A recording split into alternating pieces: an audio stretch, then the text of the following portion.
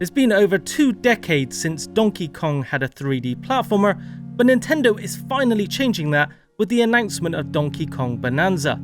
With a fresh character redesign, unique gameplay mechanics, and a new world to explore, there's plenty to get excited about. So, what exactly should you know? Let's break it down. Donkey Kong Bananza is a brand new 3D adventure featuring open world level design. While Donkey Kong's updated look recently appeared in Mario Kart World, this is the first time we are seeing it take center stage in a full platforming experience. The new design leans closer to his classic appearance and even resembles his goofy, expressive portrayal from the Super Mario Bros. Movie. While it hasn't been officially confirmed, early indicators suggest that the team behind Super Mario Odyssey is handling development, which will put the game in very capable hands. The game starts with Donkey Kong and a group of prospector monkeys exploring Inga Isle, where they discover a rare substance called Banandium gems, which look like golden bananas. But their expedition is cut short when a shady group called Void Co. steals the gems, plunging the island deep underground. DK's mission? Traverse this vast underground world and recover the stolen Banandium gems. These gems work similarly to golden bananas in Donkey Kong 64 and Power Moons in Mario Odyssey. They are your key to progression.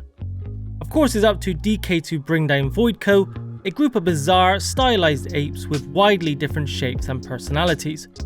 Thankfully, he won't be going it alone. He's joined by Oddrock, a mysterious companion who's more than just a cute little sidekick. While I won't spoil anything, a recent leak hints that Oddrock may play a surprisingly big role in the game's climax, and is one you probably won't see coming. We also know Cranky Kong will be back, although no word yet on other classic characters like Diddy Kong, but Cranky's addition certainly leaves the door open for other characters. So what makes Donkey Kong Bananza stand out? The big hook here is destructibility.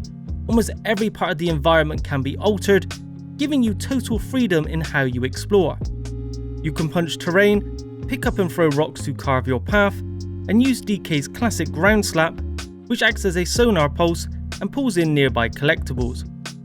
If you accidentally destroy something important or block your own route, don't worry, you can reset the terrain with the push of a button.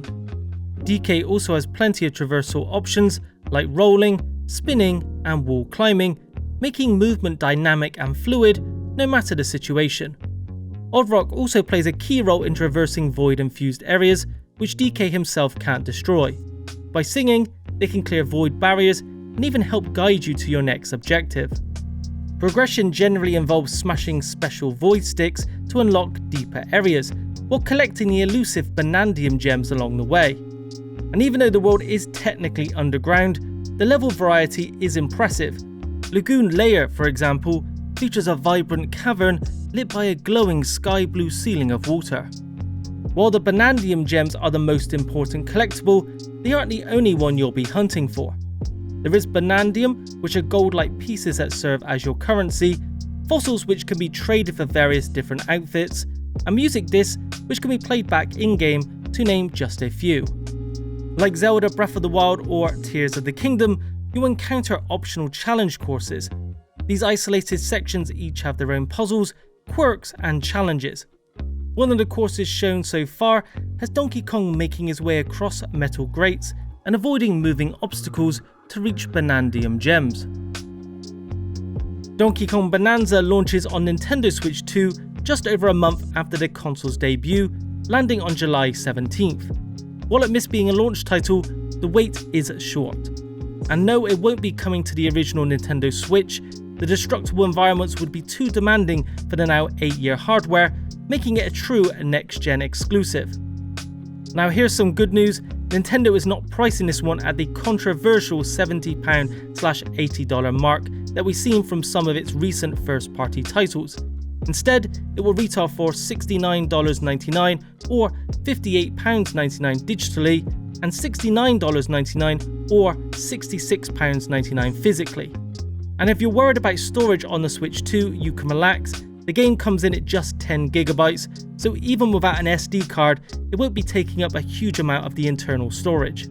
And lastly, for those interested in the technical specs, the digital edition of the Japanese Nintendo magazine has stated it will be 1080p 60fps with HDR in handheld mode. However, there is no word on the docked mode as of yet.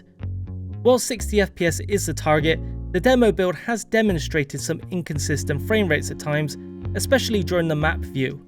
The destructible nature of the environment is quite taxing, so it's not a huge surprise to see the console struggling with it during certain moments. So that's everything you need to know about Donkey Kong Bananza. Will you be picking up his long-awaited return to 3D platforming? Let me know. That's it for this video. If you enjoyed it, be sure to leave a like, subscribe, and hit the bell icon for a notification each time I upload new content. Thanks for watching, and I'll speak to you in the next video.